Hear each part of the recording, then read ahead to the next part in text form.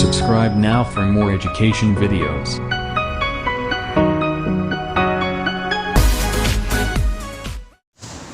हाँ, तो एक बार फिर क्लास 12 फिजिक्स के साथ आज का हमारा टॉपिक है बिंदु आवेश के कारण विद्युत क्षेत्र की तीव्रता। ठीक है बच्चों, तो इससे पहले हमने समझा विद्युत क्षेत्र क्या होता है, विद्युत क्षेत्र की तीव्रता क्या होती है, और इसके बाद अब हमने बताया, अब हम देख रहे हैं बिंदु आवेश के कारण विद्युत क्षेत्र की तीव्रता। तो देखो, यदि कोई आवेश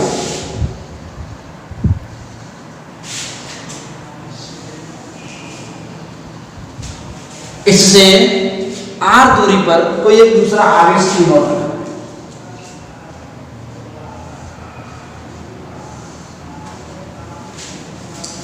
तो इस आवेश के द्वारा देखो यहां पर हम थ्योरी लिखेंगे, तो मैं बता देता हूं। माना कोई बिंदु आवेश q है और इससे स्मॉल r दूरी पर कोई बिंदु आवेश, कोई परीक्षण आवेश q0 है, और बिंदु आवेश q के द्वारा q0 पर लगने वाला बल। तो लगने वाला बल, हम बल की गणना करेंगे तो हम जानते हैं कूलॉम के नियम से F बराबर K Q1 Q2 upon r square. ये क्या है? कूलॉम का नियम है, कूलॉम का नियम।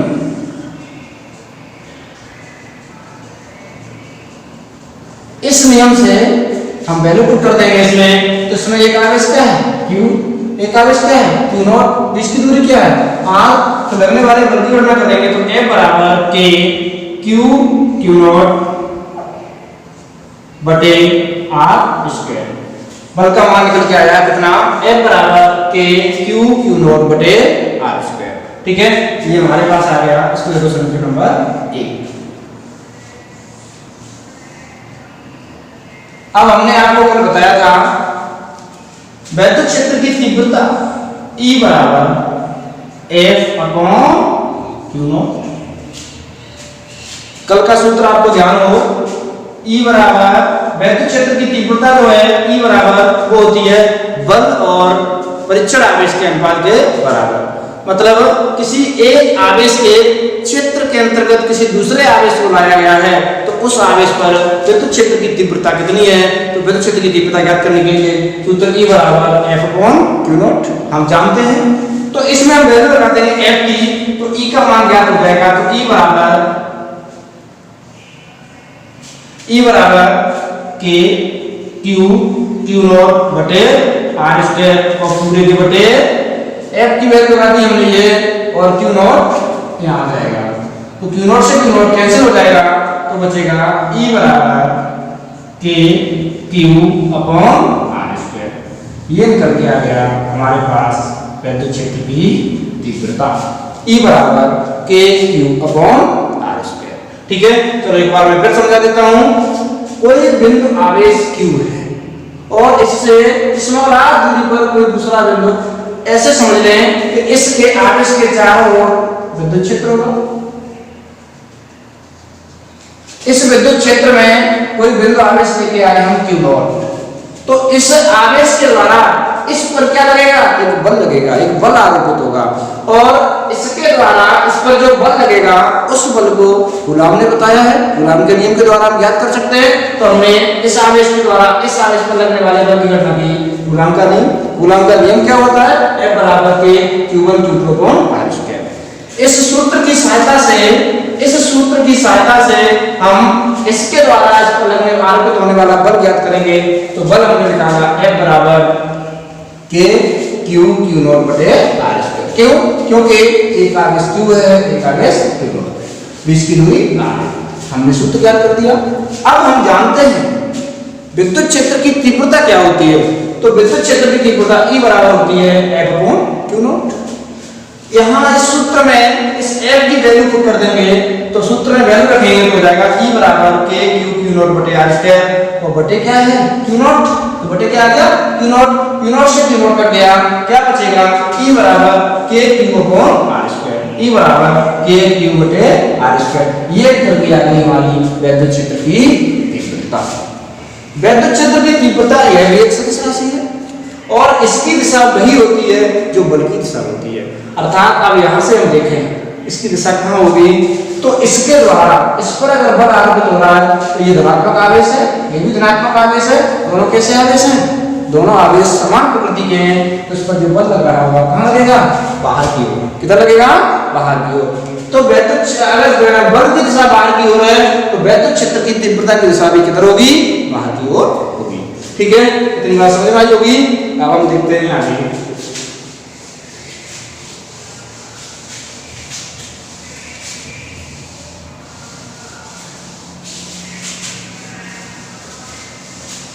अधिक तीव्रताएं अगर दे रखी हैं, 2 या 2 से अधिक तीव्रताएं दे रखी हैं, तब हम क्या करेंगे?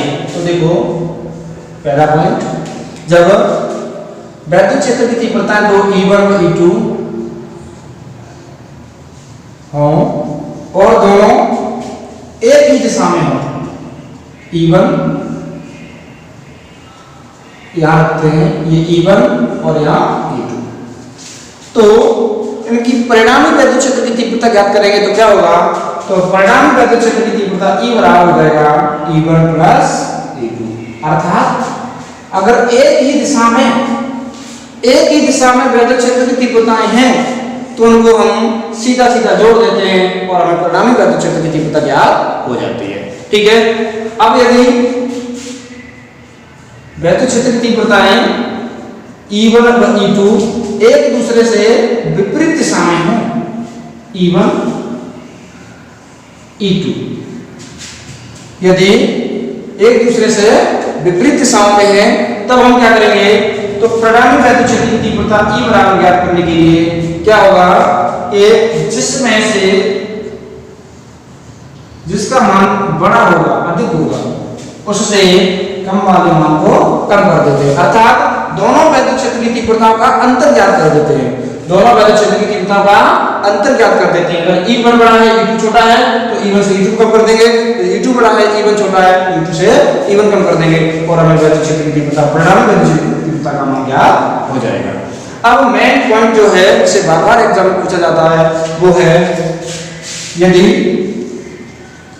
एक वैद्युत क्षेत्र की तीव्रता E1 दूसरे वैद्युत क्षेत्र की तीव्रता E2 से थीटा कोण बना रही है, तब हमें परिणामी वैद्युत क्षेत्र की तीव्रता ज्ञात करने के लिए क्या करेंगे? तो इसके लिए सूत्र लगाएंगे E बराबर under root E1 square plus E2 square plus 2 E1 E2 cos theta. कई बार इस सवाल पूछा गया है, बार-बार पूछा जाता है। तो इस सूत्र के द्वारा हम परिणामी वैद्युत क्षेत्र की तीव्रता ज्ञात कर सकते हैं और ये बहुत ही इंपॉर्टेंट है, बार बार ये पूछा जाता है इसके द्वारा। चलो मैं बताता हूं ये न्यूमेरिकल।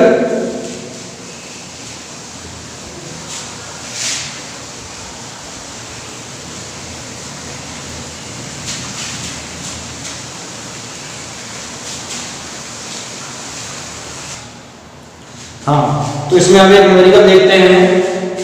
यदि किसी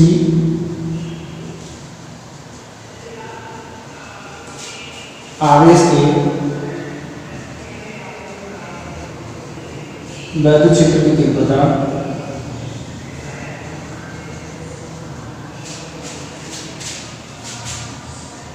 10 न्यूटन प्रति कूलम है तथा दूसरे आवेश के वैद्युत क्षेत्र की तीव्रता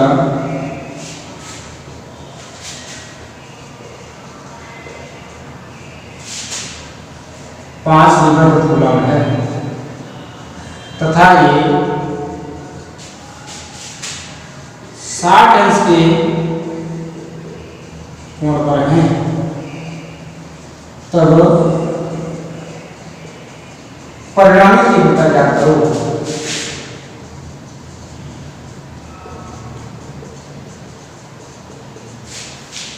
तो देखो हमें पता है एक वैद्युत क्षेत्र की तीव्रता E1 दे रखा है 10 न्यूटन प्रति कूलम, दूसरे वैद्युत क्षेत्र की तीव्रता E2 बराबर 5 न्यूटन प्रति कूलम और इनके बीच कोण थीटा दे रखा है 60 अंश। तो इनकी स्थिति होगी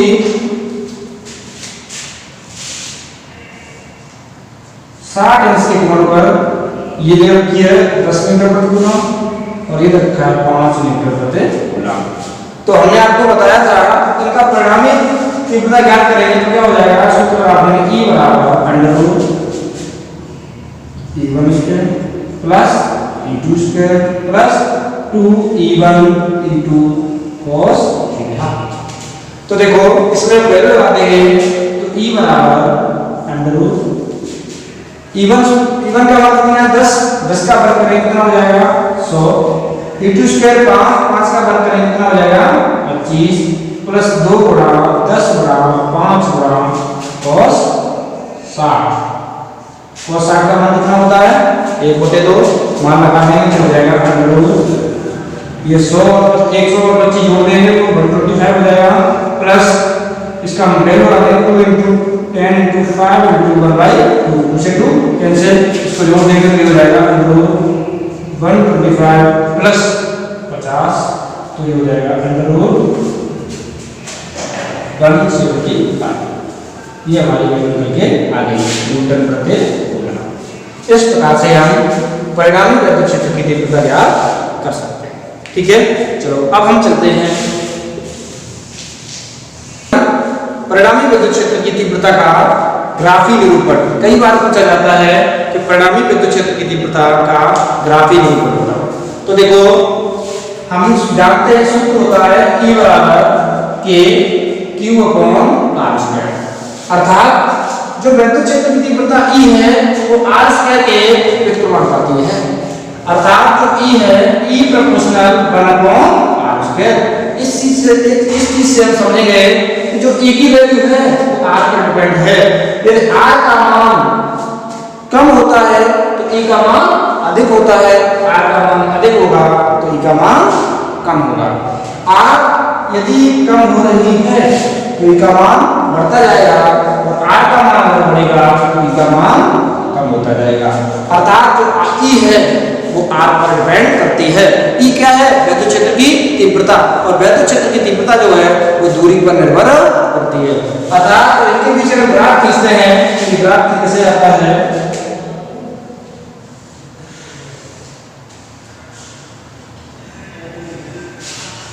एक तरफ हम ले लेंगे विद्युत क्षेत्र की तीव्रता भी और एक तरफ ले लेंगे हम भी R।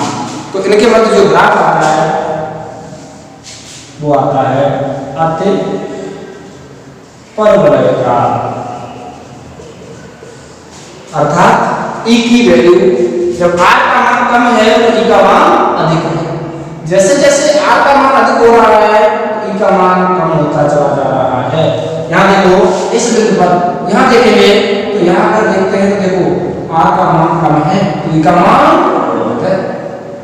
यदि आप यहाँ देखें जैसे इस बिंदु पर है तो देखो R का मान कम बड़ा E का मान कम होगा, R का मान बढ़ता जाता है E का मान कम होता चला जाता है।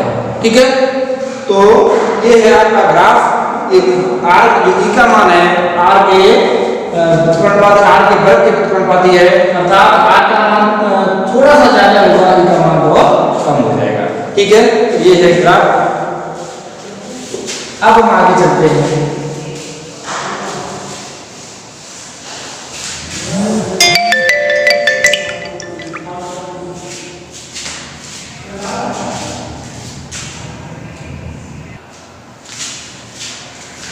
अब आप इसमें 2-3 नोट पॉइंट और लिख लीजिए। पहला ये है आवेश का चिन्ह, नोट पॉइंट आप लिख दो। आवेश का चिन्ह केवल दिशा बताता है, आवेश का चिन्ह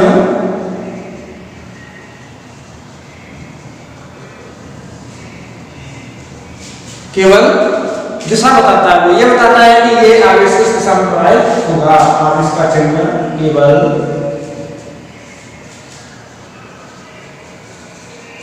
दिशा बताता है। दूसरा पॉइंट देखो, यदि n आवेश हों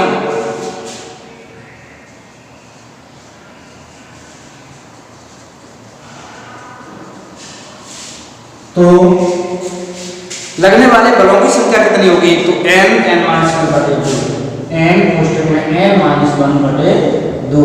बल लगेंगे। कैसे आप समझ लो, यदि कोई दो आवेश है, Q1 Q2, तो इनके मध्य कितने बल लगेंगे? देखो n का मतलब n बराबर 2, इसी सूत्र में लगाते हैं तो n-1/2, अर्थात 2 कोष्ठक में 2-1/2 से 2 कट गया तो इसे घटाएंगे कितना बचेगा 1, अर्थात दो अगर आवेश है तो इनके मध्य परिणामी बल 1 होगा। कितना होगा? 1। यदि 3 आवेश है n बराबर 3, तो क्या करेंगे? वहां लगा देंगे सी में 3 -1/2, 3 × 3 -1/2, 2 से 2 कैंसिल हो जाएगा 3, अर्थात यदि 3 आवेश हैं तो परिणामी बल के मान भी कितने होंगे? 3। तो ये पूछ लेता है कभी कभी कि अगर n आवेश हो तो उनमें कितने बल लगेंगे, तो आप n का मान रख के उससे ज्ञात कर सकते हो बलों की संख्या। अगला होता है यदि दो आवेशों के मध्य कोई तीसरा बल रख दिया जाए, कोई तीसरा आवेश रख दिया जाए, यदि दो आवेशों के मध्य, इसको समझाते हैं।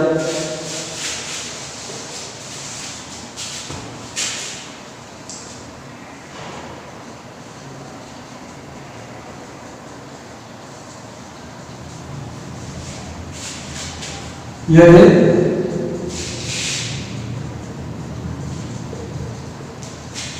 तीसरा आवेश रख दिया जाए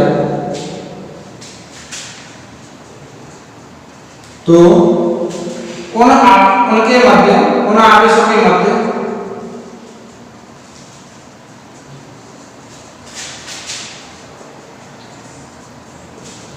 लगने वाले बल पर कोई प्रभाव नहीं पड़ता है।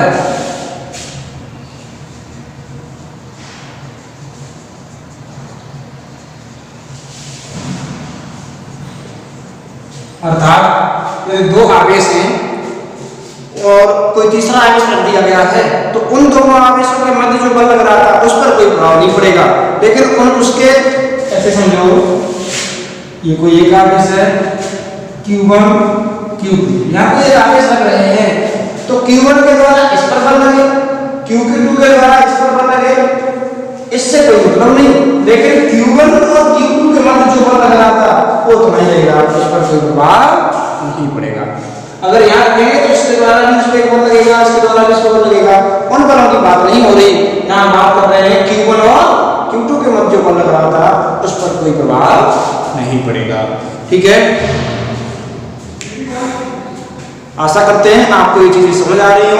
अगर कोई चीज़ समझ में नहीं आती है तो आप वीडियो को वापस पॉज करके और वापस देखेंगे रिटर्न करके, तो आपको चीज़ें वापस बहुत अच्छी क्लियर हो जाएंगी। ठीक है, चलो इसके बाद हम देखते हैं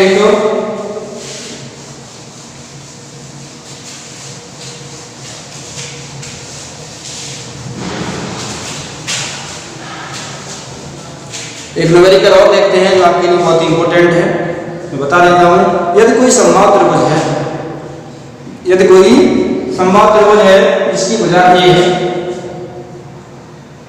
किसी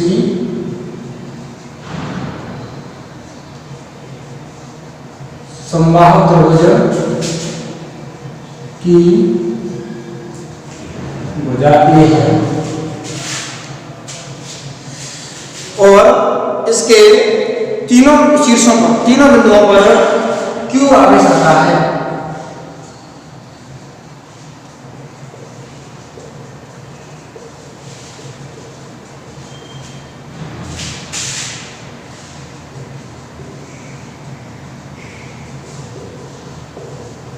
तो किसी एक बिंदु पर लगने वाले बल की गणना, किसी एक बिंदु पर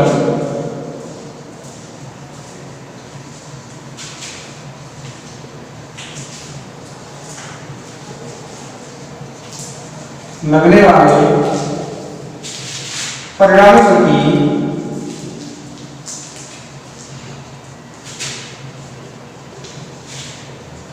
गणना करो। तो देखो, अगर कोई ये बहुत ही इंपॉर्टेंट क्वेश्चन है तुम्हारे लिए, इस प्रकार का क्वेश्चन जरूर पूछता है। अगर कोई एक समबाहु त्रिभुज है,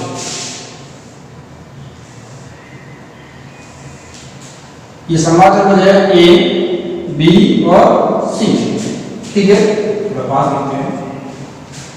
इसकी वजह ए और प्रत्येक बिंदु पर आवेश रखा है कितना Q, तो यहाँ पर भी Q आवेश, यहाँ पर भी Q आवेश और यहाँ पर भी Q आवेश, ठीक है।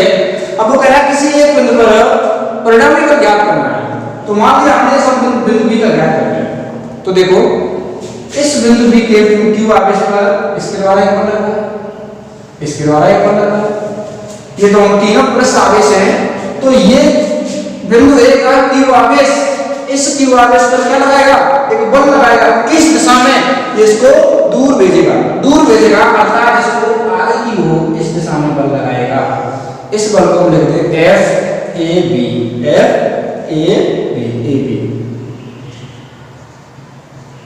ठीक है। इसी प्रकार ये Q आवेश बिंदु C वाला भी इस बिंदु B के Q आवेश को दूर भगाने की कोशिश करेगा, इसको भी इस तरह, और इसका मान हम देते हैं FCB। इस पर दो बल लग रहे हैं, इन बलों की हम गणना कर लेते हैं। तो देखो न्यूटन की कूलॉम के नियम से लगने वाले बल F पहले ज्ञात करते हैं FAB, तो FAB बराबर क्या हो जाएगा, तो हम जानते हैं सूत्र क्या होता है, F बराबर K Q1 Q2 upon R²। तो यह Q1 कितना है, Q2 कितना है, Q, तो मान हो जाएगा Q1 भी Q है, Q2 भी Q है, बटे बीच की दूरी का वर्ग A का स्क्वायर, अर्थात हम लिख सकते हैं K Q² बटे A², समीकरण नंबर 1 पे। अब हम देखते हैं FCB का मान, तो FCB बराबर क्या हो जाएगा, तो देखो FCB का मतलब है इस बिंदु B और बिंदु C पर जो दो आवेश रखे हैं Q और Q, इस बल आवेश के द्वारा इस आवेश पर कितना बल लग रहा है ये ज्ञात करना है। तो C के द्वारा B पर लगने वाला बल इस दिशा में होगा FCB, इस पर कितना बल लग रहा है उसका वैल्यू निकाल देंगे, FCB बराबर हो जाएगा K Q बटे A²। क्यों, क्योंकि आवेश Q उस पर भी है, आवेश Q उस पर भी है, जिसकी दूरी A है, तो मान लगा दिए, तो ये हो जाएगा K Q² बटे A², समीकरण नंबर 2। जब ये वैल्यू हमने निकाल ली, अब हम देखते हैं ये संभाव त्रिभुज था, कौन सा त्रिभुज था, संभाव त्रिभुज के प्रत्येक कोण कितना होता है, 60 अंश का, ये कितने अंश का कोण होगा, 60 अंश का। तो इनके मध्य जब ये कोण 60 अंश का है और दोनों रेखाएं एक दूसरे को काट रही इतने दिखाए हैं, तो ये कोण कितना होगा, 60 अंश का। और जब ये कोण हमें पता चल गया और दो बलों की दिशा में पता है, तो परिणामी बल भी ज्ञात कर देंगे।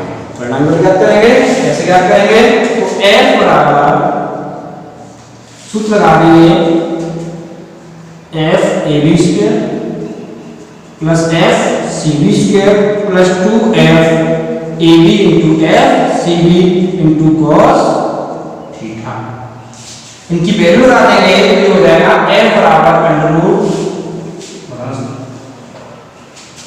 FAB का मान क्या है, K Q² बटे A² प्लस K Q² बटे A² plus 2 into FAB value लगा देंगे K Q² बटे A² इंटू F, इसका स्क्वायर है, इसके पूरे पर क्या चला जाएगा, स्क्वायर, इसके पूरे पर क्या चला जाएगा, स्क्वायर, इंटू ये हो जाएगा F Q² बटे A² into cos theta, theta का मान कितना है, 60, cos 60। तो अब देखो A बराबर, इसको देखते हैं, तो मान लगाएंगे, यहां देखा हमने K Q² बटे A² का स्क्वायर और K Q² बटे A² का स्क्वायर, तो दोनों को जोड़ देंगे तो ये हो जाएगा K Q² बटे A² का होल स्क्वायर, और दोनों जोड़ दिए तो एक और एक कितना हो गया, 2 प्लस